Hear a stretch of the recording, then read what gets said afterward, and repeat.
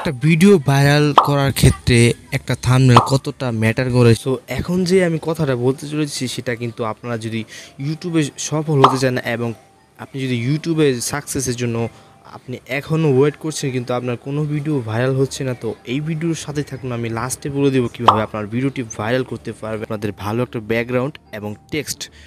তো ব্যাকগ্রাউন্ডের জন্য আপনারা যেতে পারেন ক্রোমে, সেখান থেকে সার্চ করবেন pixallab.com। সেখান থেকে অসংখ্য ব্যাকগ্রাউন্ড আপনারা পেয়ে যাবেন। ওয়েবসাইট হলো আনফ্ল্যাশ, তো সেখানেও অনেকগুলো ব্যাকগ্রাউন্ড আপনারা পেয়ে যাবেন, অথবা আমাদের যে ডেসক্রিপশন থেকে ক্লিক করে সেই ওয়েবসাইটে আপনারা খুব সহজেই যেতে পারবেন। আর কীভাবে স্পেকট্রাম তৈরি করতে হয় সেটা যদি না জানেন তাহলে আমার এই ভিডিওতে দেখে আসতে পারেন। আর টেক্সট কীভাবে পিক্সেলল্যাবে অ্যাড করে যদি না জানেন তাহলে অবশ্যই সবগুলো লিঙ্ক ডেসক্রিপশনে দেওয়া রয়েছে। তো এখান থেকে আমরা চলে যাবো পিক্সেলল্যাবে। পিক্সেলল্যাবে চলে যাওয়ার পর আমরা এখান থেকে একটি নিউ টেক্সট নিয়ে নেব। তো এটা লিখে জাস্ট এটাকে ট্রান্সফার করে দেবেন পিএনজি।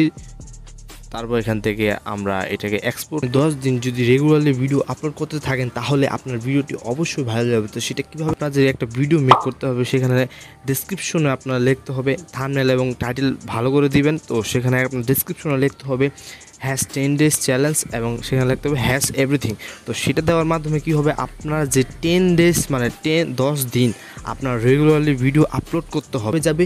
আপনি যদি একটা ভিডিও যদি সপ্তাহে একদিন দেন তাহলে আপনার যে ইমপ্রেশনটা মানে সবার কাছে যে ব্রাউজার ফিচারে চ্যানেল পেজে যেখানেই হোক সেখানে পাঠাচ্ছে ইউটিউবেরা, তো সেখানে কিন্তু অল্প লোকজনকে পাঠাবে। আর যদি আপনি রেগুলার ভিডিও আপলোড করেন তাহলে ইউটিউবার মানে বুঝতে পারবে যে আপনি একজন ইউটিউবে কিছু করতে চাচ্ছেন না, আপনি রেগুলারলি কন্টেন্ট তৈরি করছেন। তার কারণে আপনার যে ইউটিউবার লোকেরা সেটা আপনার ভিডিওকে অবশ্যই বেশি করে পুশ করবে। আপনার দেখতে পারবেন একটা ভিডিও আপনার ভাইরাল হয়ে গেছে, তো অবশ্যই দেখতে পারবেন সেই ভিডিওটি অনেক ভাইরাল হয়ে গেছে।